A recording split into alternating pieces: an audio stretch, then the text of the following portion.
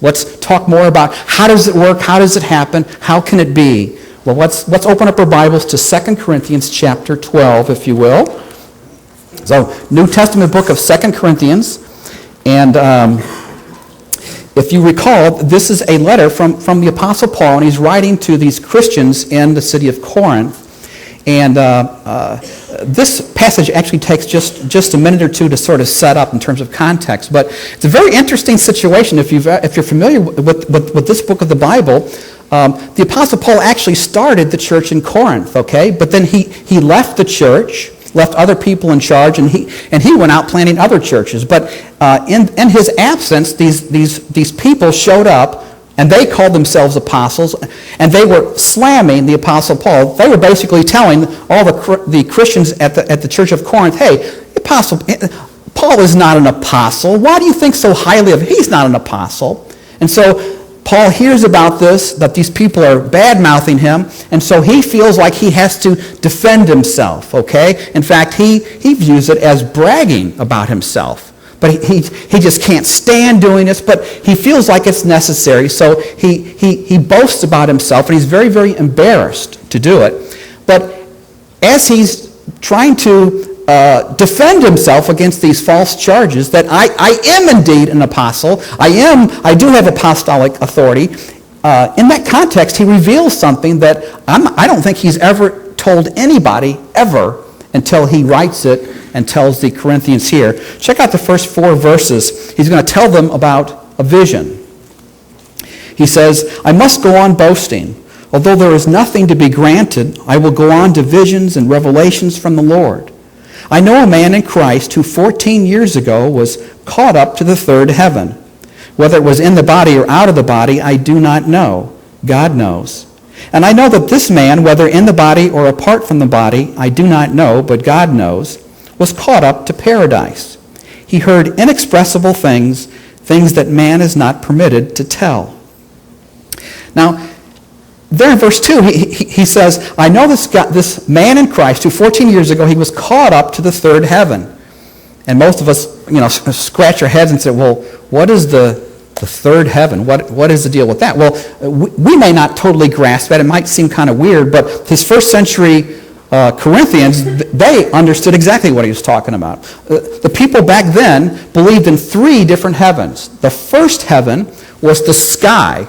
It's what we see when we walk out this morning and we look up in the sky. That's the first heaven. The second heaven to them was the stars, the moon, our solar system, and the rest of the universe as we know it. And then the third heaven, that's the place where God lives, okay? So he's saying that Paul says, I know this man in Christ who 14 years ago was called up to the third heaven. So that's heaven where God lives. In fact, I think in verse 4, he even refers to this place as paradise. That's another name for heaven. But if we're not careful, when we look at verse 2, Paul says, I know a man in Christ who was caught up to the third heaven. We might conclude, if we don't really think about it, well, I guess he's talking about somebody else. But you know what? If we read carefully, if we know the context, we conclude, I think it's crystal clear actually, when we think about it, that he's really talking about himself.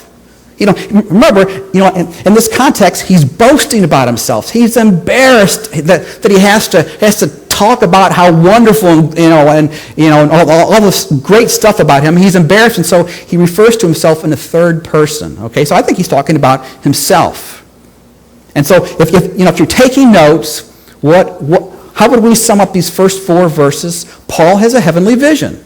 That's what these verses are saying. Paul has this heavenly vision, and it's obvious that he doesn't really know how it happened. Was I in the body or out of the body? Or, God knows. I don't know. I mean, he has a lot of questions. He's not quite sure how it happened, okay? But he does know it did happen, okay?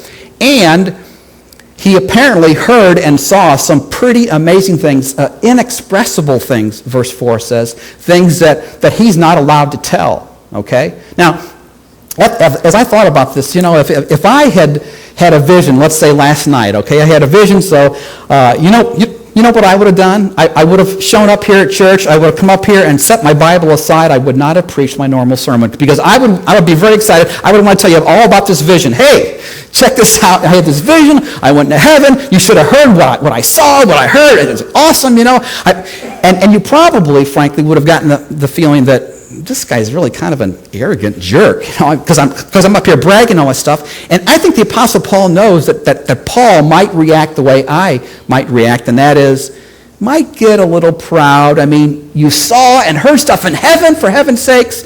And so God proactively prevents Paul from getting proud, okay? That's what we're going to see beginning in verse 5. And for some of you, by the way, this is going to mess up your theology. Okay, and I think you'll see why when we read it. So check it out, verses 5 to 10.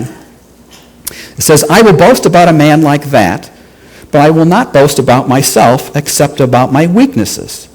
Even if I should choose to boast, I would not be a fool because I would be speaking the truth. But I refrain so no one will think more of me than is warranted by what I do or say. To keep me from becoming conceited because of these surpassingly great revelations, there was given me a thorn in my flesh, a messenger of Satan, to torment me. 3 times I pleaded with the Lord to take it away from me. But he said to me, my grace is sufficient for you, for my power is made perfect in weakness. Therefore I will boast all the more gladly about my weaknesses, so that Christ's power may rest on me.